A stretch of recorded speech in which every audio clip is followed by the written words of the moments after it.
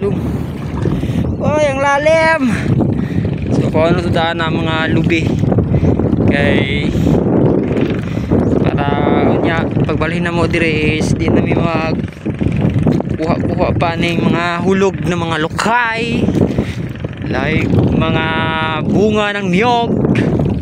Ayan o, may natitira pa kasing mga niyog dito, may mga bunga pa yan.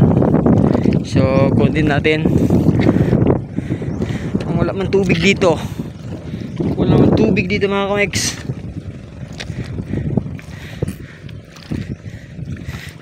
Yan o, lagyan ito takong at saka butay.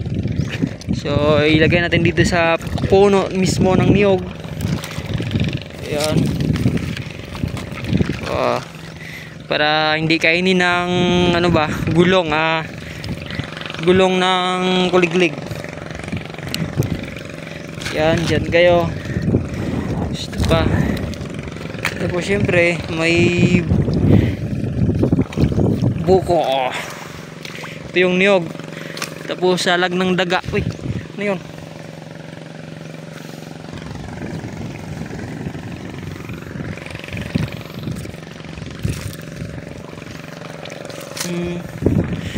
Tapos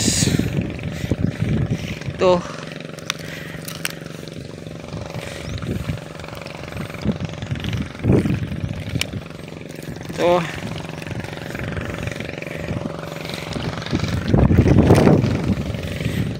it's like ganito, di ba?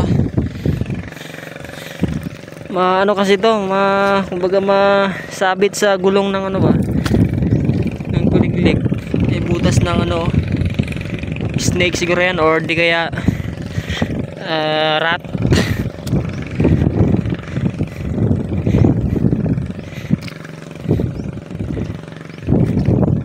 Ito sa pinakadulo, itong dinadaanan ko, ito yung tinatawag na pilapil. Teko. So kung natin yung mga lokay doon, may mga lokay doon, oh. Lokay, ano mga English sa ano, lokay? Ito may mga ano dito, niyog, bunga ng niyog. So oras natin mga kamix is 12:17. So kaya tapos lang namin kumain ha. Hindi ko na pinakita sa inyo mga kamix yung pagkain namin. Right?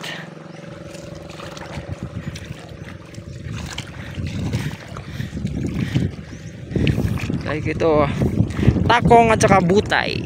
Ito yung butay, yan yung takong.